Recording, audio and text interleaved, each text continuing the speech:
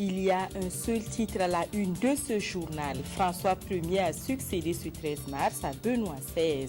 Les premiers mots du désormais ex-archevêque de Buenos Aires pour l'église de Rome dont il est l'évêque et pour celle du monde sont fraternité, amour et confiance.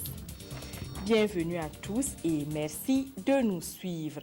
1 milliard de catholiques attendaient la nouvelle et elle est montée ce mardi 13 mars à 18h06 temps universel, la fumée blanche qui a annoncé au monde l'élection du nouveau pape. Jorge Mario Bergoglio, jusque-là archevêque de Buenos Aires en Argentine, est un jésuite de 76 ans. Il est devenu ce jour le 266e pape de l'histoire de l'Église catholique. Le traditionnel Conseil des ministres a examiné ce mercredi plusieurs dossiers. En dehors de 5 dossiers essentiels qui portent entre autres sur l'avis du Parlement et du médiateur du Faso, les membres du gouvernement ont discuté de la commémoration de la journée du souvenir qui aura lieu cette année à Dédougou. Plus de précisions avec Yolande Lompo. Cette année, la journée nationale du souvenir de la promotion des droits humains et de la démocratie va se dérouler à Dédougou. Mais elle sera également célébrée dans les régions dans lesquelles le ministère des droits humains et de la promotion civique possède des directions régionales. Les innovations, cette année, nous avons élaboré des activités que nous allons mettre en œuvre et qui vont intéresser la population à la base. Donc nous avons des activités telles qu'un cross, telles qu'un panel, telles qu'un match de football, tel qu'un Dassandaga des communautés des parents à plaisanterie. Et nous pensons que ce sont des activités qui peuvent permettre à la population de se frotter et également d'atteindre les objectifs qui consistent au pardon et à la réconciliation s'il y a lieu. Ce département est également soumis à l'appréciation du Conseil des ministres de ce 13 mars, son projet de politique nationale et son premier plan d'action 2013-2015.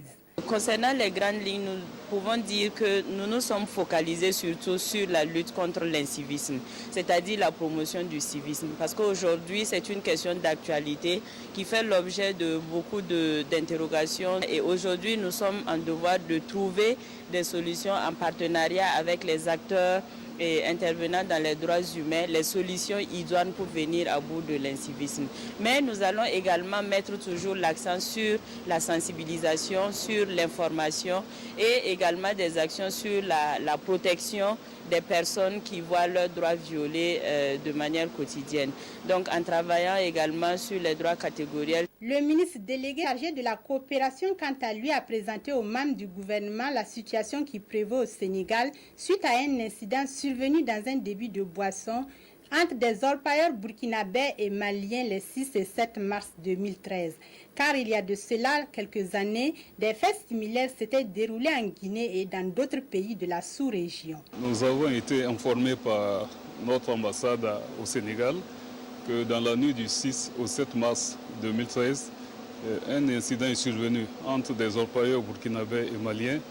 Et au cours de cet incident, il y a un orpailleur malien qui a perdu la vie. Donc la communauté malienne, c'est-à-dire les orpailleurs maliens qui sont sur le site, qui vivaient sur le site avec les orpailleurs burkinabés, ils ont effectué une descente sur le campement où vivaient donc les orpailleurs burkinabés. Et au cours donc des représailles qu'ils ont organisées, il y a eu des Burkinabés qui ont eux également perdu la vie. Donc le bilan que nous avons aujourd'hui fait ressortir qu'il y a 10 morts, 8 Burkinabés et 2 Maliens. Et face à la situation, notre ambassade à Dakar, en collaboration avec l'ambassade du Mali au Sénégal, les 2 missions diplomatiques ont diligenté une mission qui est allée sur le terrain pour rencontrer donc les orpailleurs aussi bien burkinabés et maliens et pour leur demander pour travailler à faire revenir le calme. Et la mission a également rencontré les autorités locales sénégalaises pour les remercier pour l'appui qu'elles ont apporté à nos communautés. Cette rencontre hebdomadaire du Conseil des ministres a également permis d'examiner 2 dossiers du ministère chargé des relations avec les institutions et des réformes politiques. Il s'est agi de faire avec le ministre en charge de ce département le point sur la loi organique portant attribution, organisation et fonctionnement du Parlement. En ce qui concerne le Parlement, vous savez que depuis la révision constitutionnelle de juin 2012, notre Parlement est désormais bicaméral, c'est-à-dire qu'il y a désormais 2 chambres qui vont exercer le pouvoir législatif, à savoir l'Assemblée nationale et le Sénat. Ça a permis de dégager un peu quelle sera l'organisation des 2 chambres. Cette loi consacre que ce soit l'Assemblée nationale ou le Sénat, chaque chambre aura son bureau, chaque chambre aura son fonctionnement, ses règles de fonctionnement propres, qui seront définies par les règlements des 2 chambres.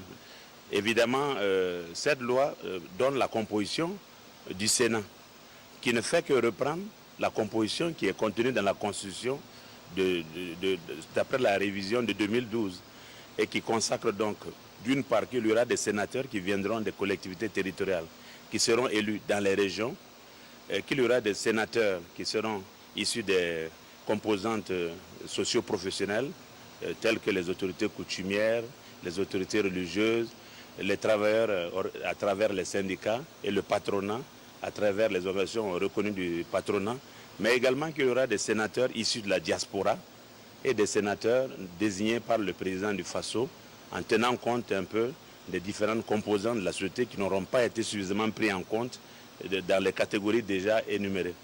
Le Conseil a ensuite examiné le projet de loi organique portant attribution, organisation et fonctionnement du médiateur du FASO. En effet, le médiateur du FASO est une institution qui existe depuis 1994 et la révision de juin 2012 lui confère le statut d'institution constitutionnelle. Les principales innovations portent sur le fait qu'une organisation de la société civile peut saisir le médiateur du FASO pour demander à ce qu'une action en faveur de l'amélioration des services publics puisse être menée par cette institution. Le citoyen peut désormais également saisir le médiateur du FASO par voie électronique, par courrier électronique pour poser son problème, ce qui est nouveau.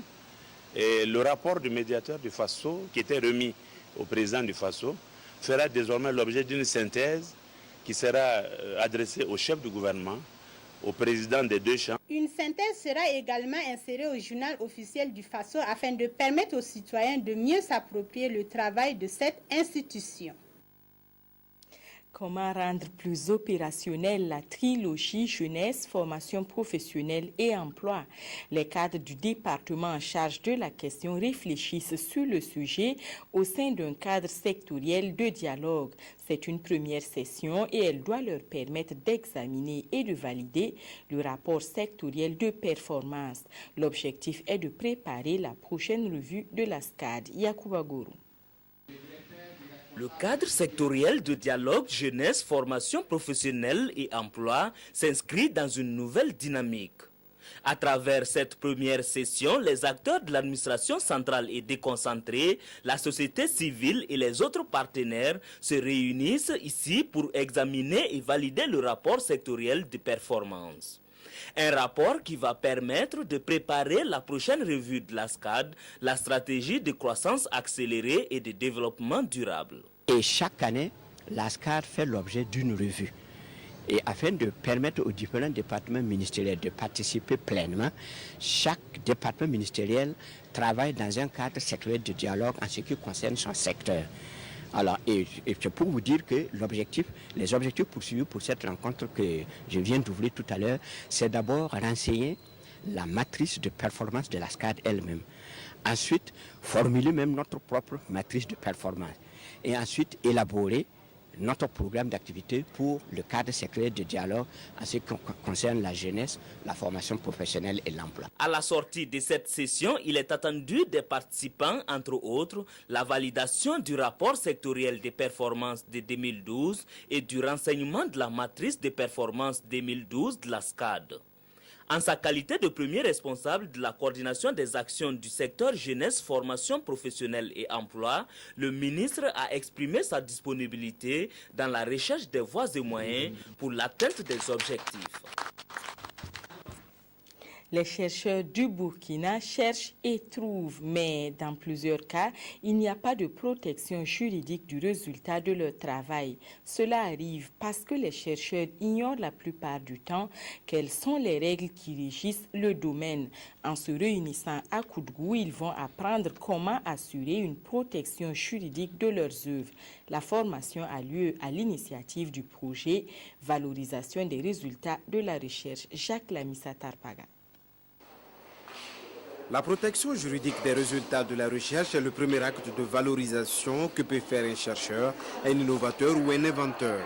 Réunis à Koudgou, ces hommes et ces femmes du monde de la recherche se familiarisent avec les différentes règles de la propriété intellectuelle. Chaque résultat doit être protégé pour atteindre les objectifs fixés. Si vous créez une variété de céréales et vous la laissez sans protection, d'autres peuvent venir copier et aller le produire et vous vendre ça sans vous verser aucun droit. Alors que si vous protégez, personne ne peut venir prendre ça et l'exploiter à son propre compte et contre vous en fin de compte. De façon pratique, ces chercheurs, innovateurs et inventeurs auront 8 communications, des exposés ainsi que des discussions franches sur la propriété industrielle et le droit d'auteur, ainsi que bien d'autres aspects. Comment montrer aux inventeurs, innovateurs et aux chercheurs les procédures de protection d'une part, et en plus il y a également les différents types d'exploitation qu'ils peuvent faire de leurs titres pour les encourager à savoir que ce qu'ils font comme activité, comme recherche, comme trouvaille, il y a des possibilités de faire de ça une richesse financière. Parce que je me dis que ça ne sert pas de s'enfermer dans des laboratoires et trouver des résultats vraiment à des coûts en temps et en investissement élevé, et que bon, finalement, c'est d'autres personnes qui peuvent bénéficier de façon allègre. La protection juridique des résultats de la recherche est coûteuse, mais au Burkina Faso, l'État subventionne à hauteur de 90%. Les chercheurs, innovateurs et inventeurs ne payent qu'environ 25 000 francs CFA. La principauté de Monaco apporte un soutien de taille à la Brigade nationale des sapeurs-pompiers du Burkina. Elle lui a offert ce mardi une ambulance et un lot de matériel de secours. Le point avec Ramatou Zida et Adama Koulibaly. Une ambulance équipée et un lot de matériel de secours, c'est le don de la principauté de Monaco à la Brigade nationale des sapeurs-pompiers du Burkina Faso. Cet équipement d'une valeur de plus de 46 millions de francs CFA devrait permettre de répondre avec efficacité aux besoins de protection des populations. Cette coopération, depuis 2004, nous avons pu recevoir jusqu'à nos jours 10 engins qui sont notamment en service dans les différentes compagnies et qui appuient très fortement l'existant que le gouvernement du Burkina Faso a mis à notre disposition. Ce don est le fruit de la coopération entre le gouvernement monégasque et celui du Burkina Faso.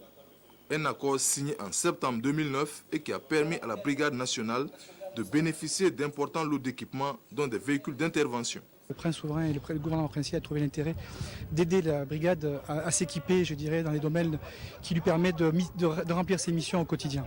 Cette convention de coopération a été renouvelée en février 2012 à l'occasion de la visite du prince Albert II de Monaco au Burkina Faso. Un projet d'une durée de 3 ans et pour lequel du matériel de plus de 138 millions de francs CFA sera mis à la disposition de la Brigade nationale des sapeurs-pompiers. Pour marquer l'engagement des partenaires dans la bonne marche de cette coopération, il a été procédé à des remises de cadeaux à l'issue de la cérémonie. Le même jour, la Brigade nationale des sapeurs-pompiers a organisé une journée de don de sang. Toujours auprès des accidentés de la circulation et de tous ceux qui sont en détresse, les sapeurs-pompiers savent mieux que quiconque combien le sang qu'ils donnent est précieux pour sauver des vies. Le reportage est toujours signé Ramatou Zida, mais cette fois-ci, la voix est de Tanga Kafando. Tout comme Samira Toussienou, bien d'autres agents de la brigade des sapeurs-pompiers ont fait don de leur sang ce mardi 12 mars 2013. L'opération s'inscrit dans la dynamique de la célébration des 34 ans d'existence des soldats du feu au Burkina Faso. Le département compte mettre 200 poches de sang à la disposition du Centre national de transfusion sanguine et pallier ainsi le manque crucial du précieux liquide dans les centres de santé. C'est à l'occasion du 34e anniversaire de la Brigade nationale des sapeurs-pompiers que nous avons pris l'initiative d'organiser ce don de sang au profit des différents malades qui sont en attente de don de sang. C'est pour essayer d'interpeller toute la population afin que celle-ci puisse donner le sang pour sauver les vies humaines. Donner son sang, c'est pour sauver des vies. Il y a des gens qui souffrent et par manque de sang. Donc, je donne mon sang pour les aider. Un don qui répond au principe de protection de la vie des citoyens.